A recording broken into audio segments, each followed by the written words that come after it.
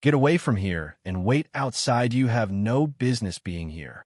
The words cut through the rainy afternoon at Westchester County Airport like a knife, sharp with disgust and authority. The flight attendant's voice was loud, cruel, and unyielding. I'm calling security if you don't leave immediately. People like you don't fly on jets like this. Maya Thomas stood frozen, silent. And in that silence, the whole terminal seemed to hold its breath. Outside, the rain poured harder, soaking the tarmac. In that moment, a billionaire stood face to face with an employee who had no idea she owned the entire company. What the flight attendant didn't realize was that she had just made the biggest mistake of her life. Before I dive into this story, if you believe everyone deserves respect regardless of skin color, hit subscribe and drop a support with your location in the comments. Maya Thomas, 37, is one of the most powerful women in aviation you've probably never heard of. Just 12 hours earlier, she was in a London boardroom closing a $3 billion acquisition deal. Now, she was rushing back to the U.S. for her father Charles Thomas's 70th birthday in the Hamptons. The Thomas family empire spans 3 generations from luxury hotels to tech firms and includes one of the largest private aviation companies in North America. But here's what sets Maya apart from every wealthy exec you know. She chooses to stay invisible. No social media, no red carpets, no interviews. That day, Maya arrived early and decided to enter the airport lounge before her flight. But the gatekeeper stopped her cold. "Ma'am, this lounge is for first-class passengers only. Please show your boarding pass and ID." The voice was sharp, dismissive, dripping with the kind of authority that gatekeeps privilege. Maya paused, surprised by the aggressive tone. She'd been using this lounge for over a decade, usually during quiet hours. "Of course," she replied calmly, pulling out her platinum membership card and boarding pass. David took the documents and examined them like a detective scrutinizing evidence. "These don't look right," he announced loudly enough for other staff to hear. "I'm sorry, but these credentials don't check out. Are you sure you're supposed to be here? I'm going to have to ask you to wait outside while we verify." "I assure you my credentials are authentic," Maya said, holding her composure despite the public humiliation. "Ma'am, do you understand what kind of facility this is?"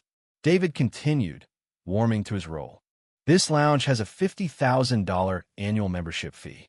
Our clients are Fortune 500 CEOs, heads of state, Hollywood royalty. They pay for exclusivity and privacy." To prove his point, a white man in his 60s, dressed casually in golf attire, approached. David immediately changed tone. "Good afternoon, Mr. Patterson. Right on time for your flight to Miami. Please go right in. No ID checks. No skepticism. No lectures." "That's our typical clientele," David said, turning back to Maya. "Now, you'll wait outside while I verify these suspicious documents." "Wait outside," Maya repeated, rain starting to fall through the terminal glass. "Yes, ma'am. For the safety and comfort of our legitimate members, I can't let you in with questionable credentials." For 25 minutes, Maya stood in the rain as David theatrically verified her documents, while wealthy white passengers came and went without scrutiny. The message was clear. Her race disqualified her from belonging here, no matter her membership or wealth. Finally, David begrudgingly allowed her in on a provisional basis, warning that they'd be watching her closely. The condescension was suffocating as if he were granting her a favor by letting her enter her own company's lounge. Soaked and humiliated, Maya tried to process it all. This wasn't just individual prejudice. This was systemic discrimination happening in her own company. Leaving the lounge, Maya walked toward the gleaming $12 million private jet, heels clicking on the wet tarmac, carrying herself with the quiet confidence of true power. But she had no idea the next 15 minutes would be the most humiliating of her life. Stephanie Williams, senior flight attendant for 5 years at Carter Aviation, stood at the aircraft's entrance. Stephanie had grown comfortable with the elite world she served, believing herself a gatekeeper of privilege, quick to judge who belonged and who didn't. The moment Stephanie saw a black woman approaching, her mind was made up. Despite Maya's elegance, expensive luggage, and assured stride, Stephanie decided this woman was out of place. "Excuse me," Stephanie called, stepping directly into Maya's path. "This is a private aircraft. You can't just walk up here." Maya looked calmly at Stephanie. "I'm here for the flight to Westchester." Stephanie wasn't interested in documents. "You don't look like the type who flies private. Maybe you're at the commercial terminal that's a mile that way." Ground crew stopped, watching. Captain Robert Hayes heard, but chose to ignore it, looking away. Marcus Thompson, operations supervisor, glanced up, uneasy.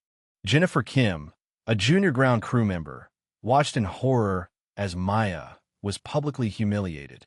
"I have my boarding pass right here," Maya said calmly, showing her papers. Stephanie barely glanced, dismissing them. "Could be fake. You know how much it costs to charter? $75,000 per flight. Can you afford that?" Maya's composure was remarkable, but you could see something shift in her eyes. "I think there's been a misunderstanding." "No, the misunderstanding is you thinking you belong anywhere near this aircraft," Stephanie snapped, raising her voice. "Security, escort this woman away." David Palmer, terminal manager, came running over, siding immediately with Stephanie. "Maya, you need to leave immediately. This is for authorized personnel only." "I'm a passenger," Maya said, voice calm but edged with danger. Stephanie laughed. "Right, and I'm the Queen of England. This isn't a commercial flight where you can just show up with a fake boarding pass. These are serious people with serious money." The rain poured harder. Maya's expensive coat soaked through, standing against two employees ready to ruin their careers. "Serious people like me?" Maya asked quietly. "People like you don't fly private," Stephanie shot back. "You probably saw the plane and thought you'd try your luck. Not happening on my watch." Marcus finally stepped in, conscience overcoming caution. "Stephanie, maybe we should check her credentials properly." "Stay out of this," Stephanie snapped. "I know how to do my job. Unlike some, I actually care about security and the company's reputation." Then Maya did something that sent chills down everyone's spine. She smiled, not a friendly smile, not nervous, but the kind of smile powerful people wear when they're about to dismantle someone's world and savor every second. "You care about the company's reputation?" Maya asked, voice deadly calm. "Then let's discuss what kind of reputation you've been building." She pulled out her phone, dialing. Her voice shifted. Gone was the accommodating passenger. In came the boardroom commander who closed billion-dollar deals. "I need to speak with the board of directors immediately." Stephanie and David exchanged nervous glances. Something in Maya's tone changed everything. Captain Hayes climbed out of the cockpit, worry etched across his face. Co-pilot Tyler Brooks followed, pale and silent. Jennifer Kim moved closer, finally really looking at Maya the way she carried herself, screamed authenticity. "What would you have done? Reveal your identity or let them show their true colors?" Drop your thoughts below and don't forget to subscribe. Maya's call connected. "This is Maya Thomas. I'm experiencing systematic discrimination from our employees." The color drained from Stephanie's face. The name Thomas meant one thing in aviation, a dynasty. But blinded by prejudice, Stephanie scoffed, mocking Maya's claim. "You're claiming to be related to the Thomases? What's next, Queen of England too?" Maya considered hanging up. She'd learned enough about her company's culture. But something in Stephanie's tone made her stay. "Hold that call. I want to see who you really are." Stephanie demanded real ID. Maya handed over her driver's license, Black American Express Centurion card, and company ID with patience born of a lifetime fighting ignorance. Stephanie barely glanced, dismissing them as easy fakes. David Palmer watched smugly, sure Stephanie handled this perfectly.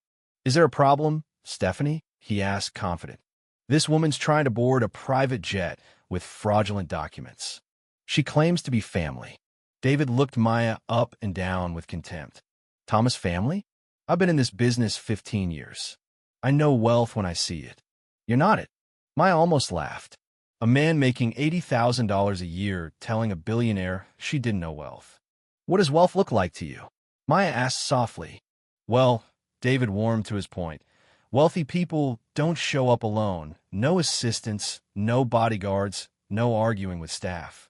At that moment, A white man in his 60s walked up another jet 50 yards away dressed casually, but treated like royalty.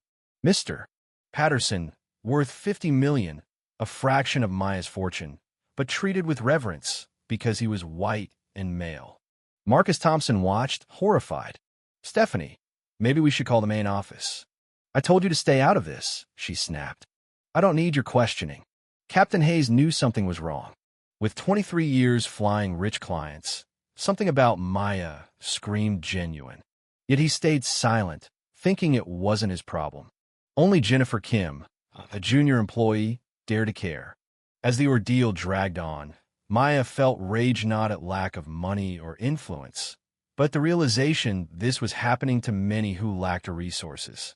She made a decision, not to reveal her identity immediately, but to document every memento burned down this toxic culture with truth. David Palmer demanded Maya leave, claiming disruption. Stephanie condescended. This aircraft is for high-net-worth clients only. Maybe JetBlue has nice flights. Maya repeated quietly, high net worth. And you've determined I'm not one of them based on what exactly? Stephanie and David's look said it all. A black woman couldn't be wealthy enough. Jennifer couldn't take it anymore. Ma'am, I'm sorry. Can I help? Maybe call the main office. Maya smiled softly. Thank you, but this needs to play out. Stephanie threatened to call security for trespassing. Maya replied, still calm. I'm on private property.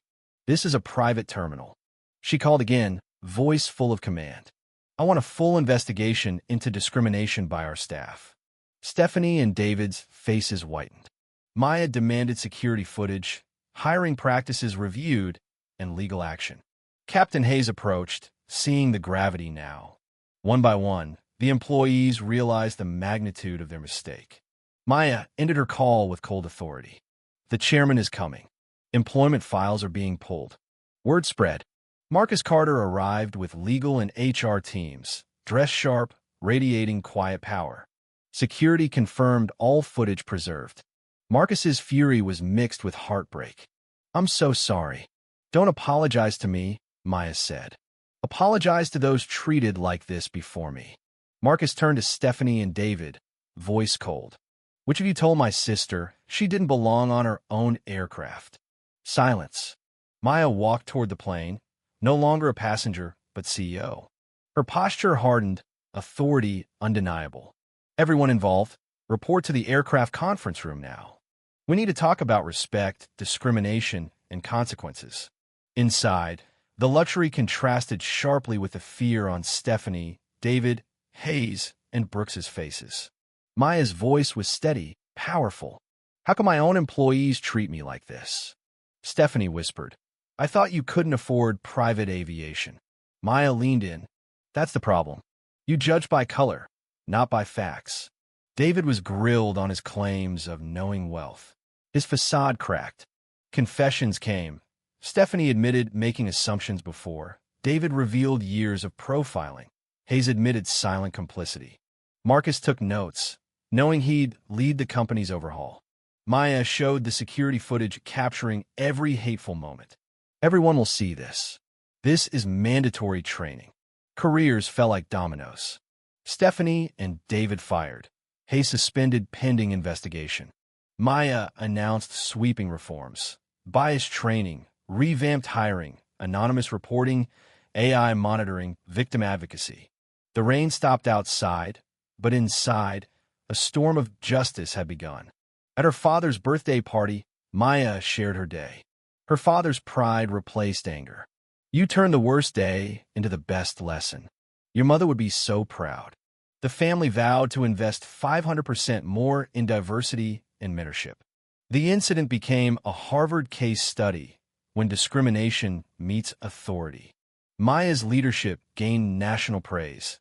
She became a voice against workplace discrimination. Months later, Stephanie Williams publicly apologized, acknowledging her biases. Maya surprised the world by offering Stephanie a chance not to return to aviation, but to join the company's diversity training program to share her story. True leadership, Maya said, is accountability with forgiveness. The program became a model, controversial but effective. 1 year after that rainy afternoon, Carter Aviation was a gold standard in inclusive business. Maya Thomas proved sometimes the strongest response to injustice isn't revenge, it's revolution. Her family's legacy would no longer be just wealth, but a commitment to real change. As Charles Thomas said, power without purpose is just privilege. Power with purpose can change the world. And Maya changed her world and all of ours. So, what would you have done if you were Maya? Did justice prevail? Let me know in the comments. Don't forget to like, subscribe, and share this story. Spread the message of respect and fairness. See you next time.